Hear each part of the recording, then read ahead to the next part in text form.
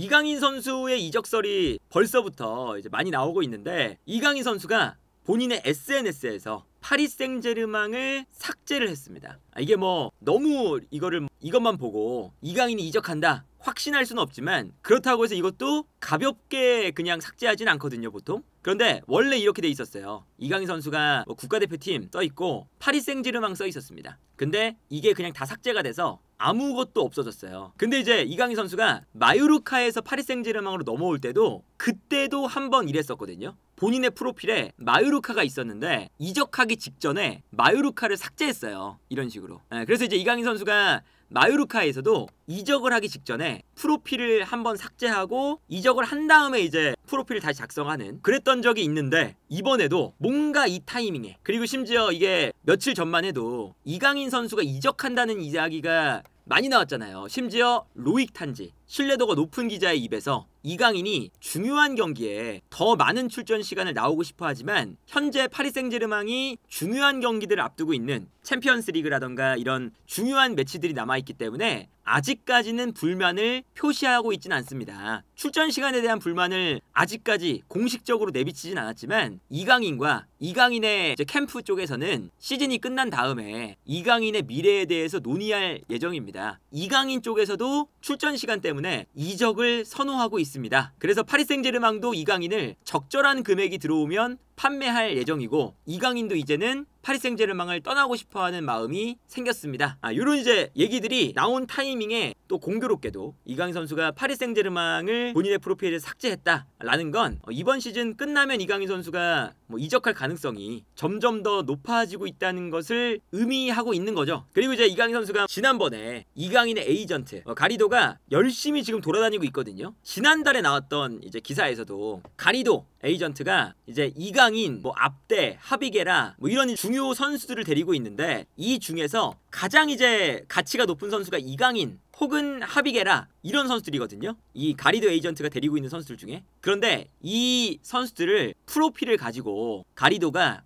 프리미어리그에 가서 맨유, 빌라, 에버튼 등등 여러 클럽들을 만났다. 그리고 실제로 지난 겨울에 아스날에서 이강인 임대를 원했다라는 기사가 심지어 온스테인 발 소식으로 나왔죠. 온스테인은 뭐 신뢰도가 매우 높은 기자다 보니까 아스날 쪽에서도 분명히 관심이 있었었고, 그리고 이제 가리도 에이전트가 맨유, 빌라, 에버튼 이렇게 여러 팀들을 만나고 다닌다는 건 기본적으로 뭐 다른 선수들 얘기를 할 수도 있지만 이강인을 여러 팀에게 이야기거리로 가져간다는 거죠. 미팅을 하면서 이강인을 원하냐, 현재 상황이 어떻다, 이렇게 이제 좀 협상을 하고 그런 과정에 있는 것으로 보인다. 근데 일단 중요한 건 뭐냐면, 이강인 선수가 정말 어떤 팀을 갈진 모르겠지만 이강인 선수의 이 프리미어리그 행위, 프리미어리그 구단들이 지금 얘기가 많이 나오잖아요. 이강인 선수가 프리미어리그 팀들로 갔을 때 분명히 뛸 수 있는 팀들은 많아요. 근데 이강인 선수도 프리미어리그의 스타일에 어느 정도는 알맞는 선수로 진화할 필요는 있다. 예를 들면 뭐 뉴캐슬 같은 팀 봤을 때 결국에는 기동력이거든요. 그러니까 이강인 선수가 예를 들어서 뉴캐슬을 간다 라고 하면 가장 가능성 있는 위치가 여기에요. 머피. 그러니까 이게 뭐 지난 시즌에는 알미론이 근데 약간 폼이 좀 많이 떨어지면서 결국 알미론이 떠나고, 그러면서 저 머피 자리가 뉴캐슬은 좀 약해요. 그래서 이 머피 자리에 이강인 들어간다, 충분히 가능한 시나리오긴 하거든요. 근데 저 머피 자리에 머피가 어떤 선수냐, 미친듯이 뛰는 선수입니다. 그래서 이번 시즌에 머피가 아쉽지만 뉴캐슬 입장에서는 챔피언스 리그권 경쟁을 할 때 조금 더 저기서 기술적인 선수, 조금 더 뭔가 플레이 메이킹도 되는 선수, 머피는 약간 투박하거든요. 근데 머피가 일단 이번 시즌에 어시를 11개 했어요. 리그에서 살라 다음으로 가장 많이 했습니다. 어시를 현재. 이런 선수고요. 뉴캐슬에서 어떤 역할을 맡고 있냐면 기본적으로 저 머피의 역할이 되게 재밌습니다. 그러니까 뉴캐슬 자체가 약간 변형 3백이에요. 공격을 할 때도 리브라멘토가 올라가고 트리피어는 약간 가운데로 들어가거든요. 그러면서 이제 리브라멘토는 고든하고 측면에 배치가 되고 벤번, 셰어, 트리피어 이렇게 3백이 되죠. 물론 트리피어도 약간 올라가 있지만 이런 상황이에요. 그러면 머피가 측면을 넓게 씁니다. 이렇게 이제 쓰거든요. 근데 동시에 수비를 할 때도 어떤 이제 수비 방식을 택하냐면, 특히나 강팀을 만날 때 수비 밸런스를 유지할 때 이렇게 공격을 하다가 수비가 되면 리브라멘토 내려오고요, 머피가 내려와서 3백이 돼요. 그러면서 기마랑이스 같은 선수가 측면을 커버하고 자연스럽게 5-4-1이 됩니다. 수비할 때. 그러니까 머피가 얼마나 공격으로도 올라갔다가 내려와서 수비 라인도 맞춰주는 거죠. 그러면서 여기를 왔다 갔다 하면서 순간적으로 상대가 올라왔을 때 튀어나가면서 측면에서 크로스, 거기서 어시스트까지 하는 선수거든요. 그렇기 때문에 이 머피가 하는 역할 자체가 굉장한 기동력을 요합니다. 그러니까 저 자리에서 물론 머피가 플레이메이킹이 좀 아쉽고 기술적으로 좀 떨어지는 선수고 그런 게 있지만 저 역할은 또 저 선수만 할 수 있는 역할이 있어요. 그러니까 이강인 선수가 저기 갔을 때 과연 머피 같은 역할을 할 수 있을까? 그리고 저 머피의 역할을 만약에 수행을 하지 않고 다른 위치에 이강인 선수가 뛴다 라고 했을 때는 사실 뛸 수 있는 위치가 기마랑이스나 요 토날리 미드필더 라인에서 뛰어야 되잖아요. 조엘링턴이나 여기서 기마랑이스를 밀어내긴 어렵고 토날리를 밀어내긴 어려워요. 조엘링턴도 밀어내기 어렵습니다. 그리고 기본적으로 뉴캐슬 자체가 이 미드필더 라인에 있는 선수들은 굉장히 압박을 강하게 하죠. 그러니까 어떤 거냐면 아까 3백을 만든다는 것도 트리피어 쪽에서 3백을 만들잖아요. 이 3백이 완전한 3백이 아니라 약간 비대칭 3백이에요. 트리피어 쪽에 약간 쏠려있는. 그러면 트리피어,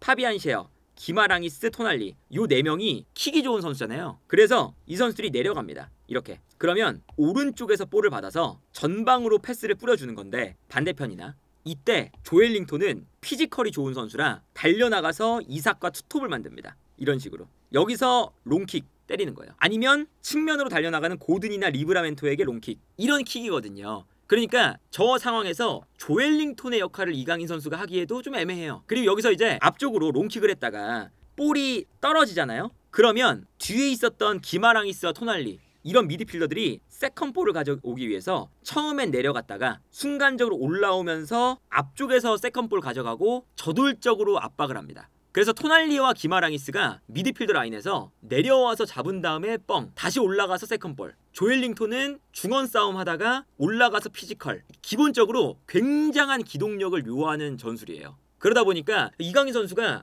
이런 뉴캐슬의 전술을 생각했을 때 사실 기술적인 능력은 이강인 선수가 빠지지 않아요. 기술적인 능력은 이미 파리 생제르맹에서도 인정받고 있고요. 기본적으로 이 이강인 선수의 기술적인 능력 때문에 많은 팀들이 이강인을 관심 있어 하죠. 근데 문제가 되는 건 이런 기동력 그리고 과감성, 저돌성 이런 것들이거든요. 그렇기 때문에 이강인 선수가 뉴캐슬 같은 구단을 좀 생각을 해본다 하더라도 이 뉴캐슬이 기동력을 중심으로 돌아가는 팀인데 과연 이강인 선수가 여기서 살아남을 수 있을까? 이런 거고 빌라 같은 팀, 이 빌라 같은 팀도 사실 이강인 같은 스타일이 하나 필요해요. 왜 그러냐면 이 빌라도 전방에 되게 열심히 뛰는 선수가 많습니다. 로저스, 틸레망스, 맥긴, 램지, 와킨스, 뭐 최근에 이제 임대로 와 있는 레시포드 이런 앞쪽에 있는 이 4명의 자리에 진짜 많이 뛰는 선수는 많은데 구심점이 돼서 찬스 메이킹 정말 기술적으로 압도적인 킥력을 가지고 있거나 이런 패스를 찔러주는 이런 선수가 빌라도 좀 부족해요. 그런 선수가 필요합니다. 분명히.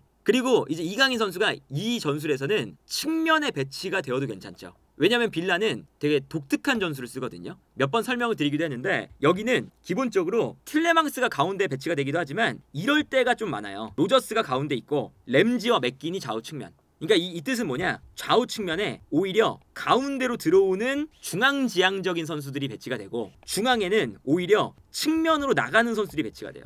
되게 재밌는 전술이에요. 그래서 중앙에 있는 선수들이 오히려 측면으로 빠지고 측면에 있는 선수들이 가운데로 들어오는 이런 느낌의 전술을 쓰거든요. 그러니까 만약에 이강인이 배치가 되면 요 맥긴의 자리 오른쪽 측면 공격수 자리에서 측면에 있다가 가운데로 들어오고 여기서 이제 가운데로 들어와서 자연스럽게 패스를 찔러주는 이런 플레이 어울리긴 합니다. 근데 여기서도 중요한 건 뭐냐? 아스톤 빌라가 이런 뭔가 구심점이 돼서 패스를 찔러주는 창의적인 선수가 필요한 동시에 기본은 여기도 기동력이에요.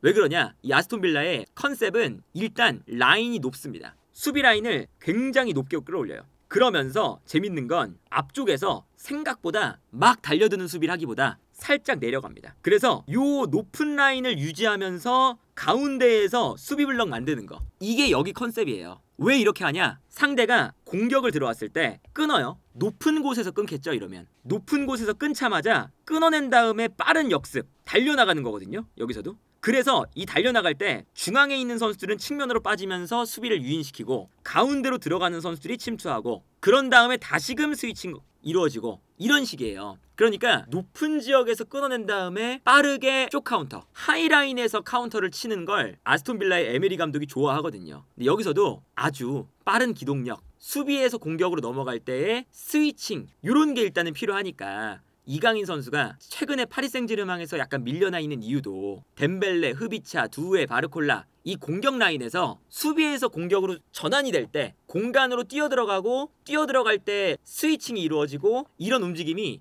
요 선수들에 비해서 약간 떨어지기 때문이에요. 근데 덴벨레, 흐비차, 두에, 바르콜라 이 선수들에 비해서 이강인이 찬스 메이킹이나 가지고 있는 킥력 이런 거는 또 그 선수들보다 더 위에 있어요. 특히나 킥력, 왼발 킥력 이런 것들은 사실 이강인 선수가 전 유럽을 봐도 정말 상위권에 위치한 선수거든요. 그런데 이런 기동력이 이제는 현대축구에서 기본이 돼야 그래야 이제 뭔가 팀의 플랜 자체가 유지가 되고 그렇지 않다면 이 선수에게 모든 걸 맞춰줘야 되는데 그러기에는 또 힘든 상황이다 보니까 거기서 좀 문제가 프리미어리그를 간다 하더라도 발생할 가능성이 존재한다. 그리고 맨유도 마찬가지입니다. 맨유가 이강인 선수가 뛸 수 있는 자리가 분명히 있어요. 없는 게 아니에요. 이강인 선수가 뛴다면 예를 들어서 2선 라인이겠죠. 2선 라인. 아니면 사실 요 중앙 미드필더 라인에서도 뛸 수는 있거든요. 더 나가면 요 오른쪽 윙백으로도 뛸 수는 있어요. 근데 여기도 기본적으로는 기동력이 바탕이 되어야 되는 자리입니다. 일단 다음 시즌에 쿠냐를 영입하는 게 좀 유력하니까 쿠냐가 들어온다 생각했을 때 쿠냐와 부페 이렇게 두 명의 공격형 미드필더를 둘지 아니면 브루 페르난데스를 한 칸 내릴지 이거는 이제 선택이 될 것 같거든요. 근데 어쨌든 쿠냐가 들어오고 그러면 요 미드필더 라인에 이강인 선수가 들어온다면 쿠냐나 부페를 밀어내기는 지금 힘들잖아요. 당장. 그렇기 때문에 미드필더 라인에서 뛴다. 특히나 뭐 카세미루 같은 자리. 카세미루가 이제 나이가 좀 있다 보니까 요 자리가 필요하긴 해요. 이 자리에 에릭센이 나올 때가 좀 있거든요. 그러니까 우가르테의 옆자리는 요 자리가 이제 어떤 자리냐면 볼을 앞쪽으로 전달해주는 자리예요. 근데 저 자리에 우가르테 옆에 카세미루가 나오면 약간은 이제 그래도 카세미루가 볼을 전달하는 게 나쁘지는 않지만 카세미루가 그렇다고 해서 패스를 정말 막 잘 뿌려주는 스타일은 아니다 보니까 그래서 요 자리도 사실 예를 들어서 쿠냐가 들어오면 부페를 내리고 요 자리에 디알로 같은 선수를 기용한다. 이렇게 될 수도 있어요 사실. 그래서 자연스럽게 그 맨유가 어떤 식으로 경기를 하냐면 아모린 감독은 좌우 윙백을 내립니다. 과감하게. 그리고 센터백도 2명이 내려가죠. 그러면서 3명의 센터백 중에 1명이 올라가서 미드필더 1명을 기본적으로 3명을 만들었다가 공격할 때는 올라가요. 이런 식으로. 그래서 4-2-3-1처럼 되기도 하거든요. 그러니까 부페가 여기서 뛸 수 있는 거예요. 근데 이강인 선수가 이 자리에서 뛴다. 그러면 이강인 선수는 이렇게 내려와서 중원 싸움도 해야 되고 수비 라인 앞을 보호하는 역할도 좀 해야 됩니다. 근데 여기서 이 우가르테의 짝으로 이제 나오는 역할을 이강인 선수가 맡는다 했을 때 문제는 이강인 선수가 저 미드필더 라인에서의 수비가 좋은 편이 아니에요. 패스는 좋은데. 그러니까 저 자리가 이제 브루 페르난데스를 왜 내려 쓰냐면 내려가서 볼을 잡은 다음에 앞쪽으로 달려나가는 선수에게 찔러주는 거거든요. 왜냐면 맨유는 아모린 감독 체제에서 상대를 내려오게끔 만들고 끌어당긴 다음에 앞쪽으로 뿌려주는 거잖아요. 근데 이 패스가 일단 이강인 선수는 남다르긴 해요. 이강인 선수의 이런 뭐 패스가 아까 그 부페 자리를 생각을 해본다면 요 미드필더 라인에서 수비 라인 앞에서 볼을 받은 다음에 상대가 강하게 압박을 하면 여기서 탈압박을 합니다. 그러면서 볼을 뺏기지 않고 볼을 소유한 이후에 달려나가는 선수에게 롱킥, 그리고 이 이강인의 롱킥이 정확하게 뒷공간으로 들어가면서 상대를 끌어당긴 다음에 수비 라인을 무너뜨린다. 다른 장면도 마찬가지. 이 장면도 이강인이 앞쪽에서 볼을 받아서 달려나가는 선수를 보면서 한 번에 정확하게 패스. 근데 이 패스는 정말 이강인 선수가 정말 특별해요. 그래서 이 패스가 들어가면서 한 번에 뒷공간을 무너뜨리고요. 여기서도 이강인의 패스로 상대방의 후방 라인을 무너뜨리는 장면. 이 장면도 마찬가지죠. 이 장면도 이강인 선수가 여기서 볼을 받는데 볼을 받아서 반대편을 바라보다가 달려나가는 선수를 보다가 이 공간에 선수가 약간 막혀 있으니까 다시 왼쪽으로 돌아뛰면서 이번엔 왼쪽으로 패스. 그러면서 여기서도 뒷공간으로 이강인의 패스가 정확하게 들어가는 장면. 이런 게 아까 맨유의 3-4-3 전형에서 2명의 미드필더 자리, 그 자리에서 실제로 아모린 감독이 원하는 플레이입니다. 그래서 이제 에릭센을 거기 한번 써보는 거고 롱킥이 좋은 카세미루를 거기 한번 또 써보는 거고 부페를 위에서 써야 더 좋은 선수긴 하지만 내려서 한번 써보는 거고 그런 거예요. 그래서 이제 아모린 감독도 그 중앙 미드필더 자리에 이강인 선수를 원할 가능성도 있죠. 분명히. 근데 어떤 게 문제냐? 결국엔 또 수비. 이강인 선수가 이게 그 파리 생제르맹에서 중앙 미드필더로 나온 경기예요. 수비형 미드필더죠 사실은.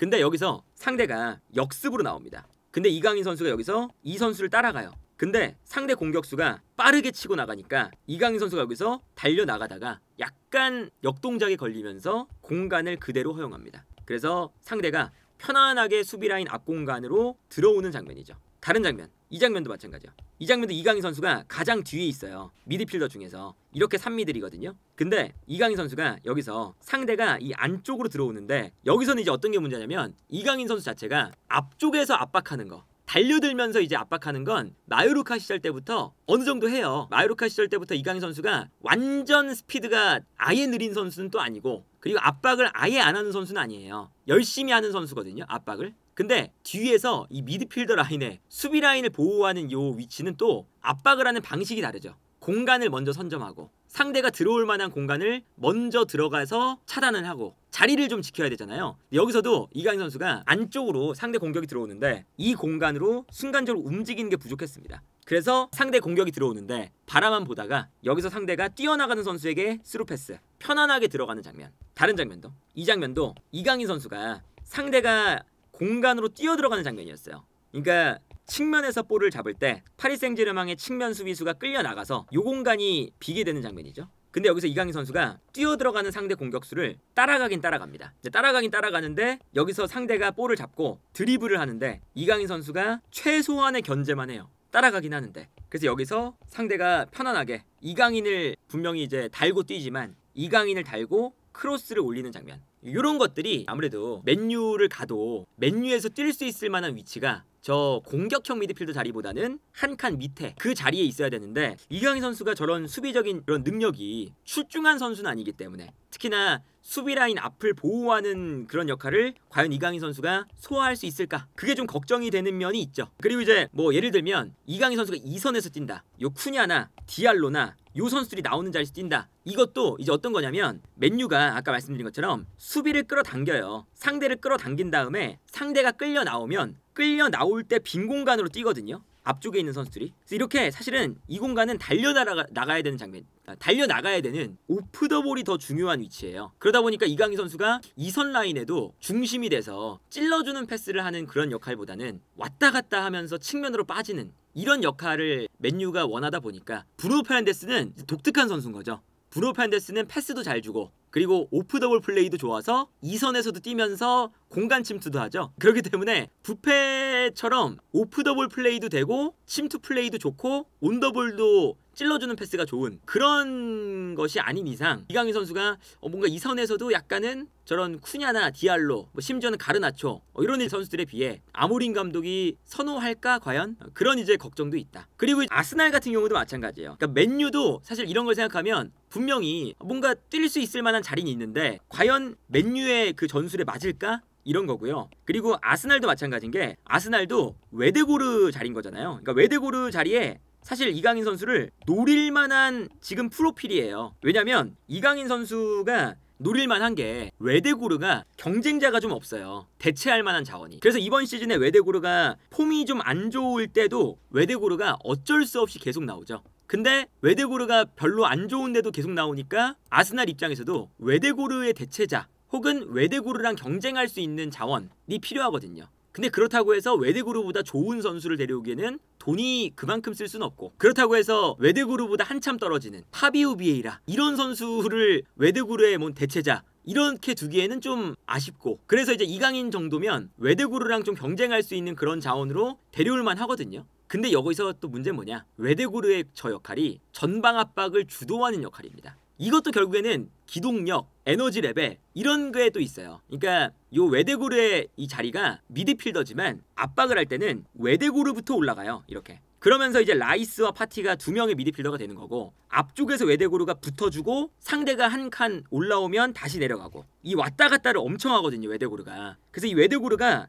체력적으로 엄청나게 에너지 소비가 많은 역할입니다. 그러니까 저것도 사실은 이강인 선수가 저 웨데고르처럼 에너지 레벨을 극한으로 끌어올려서 막 부딪히는 그런 역할이 과연 될까? 이런 걱정이 있는 거죠. 그래서 이제 그 모든 팀을 보면 이강인 선수가 다 뛸 수도 있고 어려울 수도 있고 양면이 존재합니다. 근데 이 양면이 존재할 때 다 똑같아요. 이강인의 기술적인 능력, 이강인의 패스 능력, 이런 것들은 아무도 의심 안 해요. 심지어 프리미어리그에 있는 빅클럽들도 이강인보다 기술이 좋은 선수가 많지 않아요. 각 팀에 이강인보다 킥이 좋은 선수가 별로 없어요. 빅클럽 내에서도. 그런데 결국에는 이강인 선수가 이런 분명한 능력을 가지고 있지만 프리미어리그에서 그리고 현대축구에서는 측면과 중앙을 오가면서 스위칭 플레이도 할 수 있어야 되고 압박도 강하게 들어갈 수 있어야 되고 그런 능력이 또 필요하다 보니까 이강인 선수가 이런 단점을 극복하지 못하면 여러 프리미어리그 팀들의 루머가 나지만 그 팀에 가서도 어려움을 겪을 가능성이 높다. 하지만 이강인 선수가 요것만 웨드구르처럼 전방 압박 왔다 갔다 하는 거,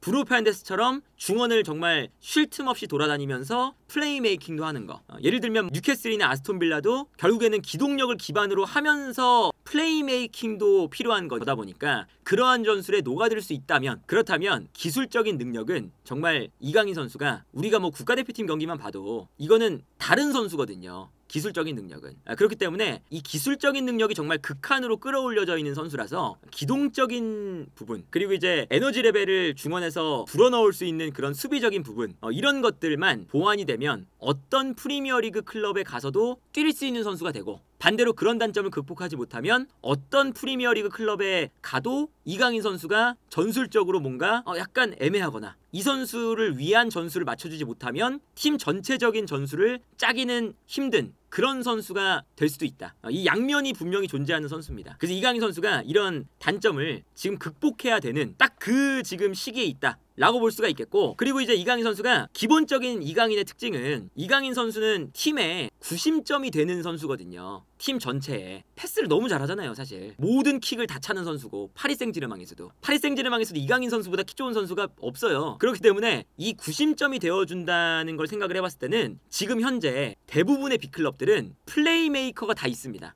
웨데고르, 브루 페르난데스 이런 선수들 한 명씩 다 있잖아요. 각 팀에. 그렇기 때문에 뭔가 이런 걸 봤을 때 이강인 선수가 예를 들어서 쿠냐 같은 선수도 마찬가지거든요. 쿠냐가 울버햄튼에서 정말 빛이 났던 거는 쿠냐한테 맞춰주니까. 그래서 쿠냐도 맨유로 가면 이거는 조금 리스크가 있어요. 왜냐면 울버햄튼에서는 쿠냐가 조금 덜 뛰어도 되고요. 조금 덜 뛰어도 쿠냐한테 주면 쿠냐가 개인 플레이를 통해서 만들어 나가는 게 그게 곧 전술이기 때문에 거기서는 빛났는데 맨유에서는 조금 더 희생하는 플레이를 해야 되죠. 부패가 중심이니까. 그런 걸 생각을 하면 경기 전체적으로 봤을 때 이강인 선수가 오히려 울버햄튼의 쿠냐처럼 조금 더 플레이메이커가 없는, 오히려 이강인에게 전술을 딱 맞춰줄 수 있는 그런 팀에 가는 거, 중위권 그쪽 즈음에 가는 것도 하나의 방법이 될 수도 있다. 왜 그러냐면 마요르카에서도 이강인 선수가 빛났던 게, 마요르카가 수비적인 팀이었지만 결국에 수비하다가 공격할 때는 무조건 이강인이었어요. 그럼 이강인이 패스, 이강인이 크로스, 그러니까 이강인이 빛나면서 파리 생제르맹 간 거거든요. 그게 또 방법 중에 하나다. 그래서 아무튼 이강인 선수가 이제는 뭔가 이적에 대한 시그널이 점점 더 확실해지고 있기 때문에 어떤 팀을 갈지, 그리고 이강인 선수가 어떤 성장을 보여줄지 지금 딱 그 찰나의 순간에 있기 때문에 이것을 극복하면 이강인 선수의 기술적인 능력을 감안하면요, 이강인 선수가 정말 이 단점만 극복하는 순간 최고의 플레이메이커가 될 수도 있는 선수인 것은 분명하다. 그리고 그것을 알기 때문에 여러 프리미어리그 클럽들, 그냥 이제 뭐 하위권, 중위권 이런 클럽들이 아니라 굵직굵직한 클럽들에서 이강인을 원하고 있는 거다.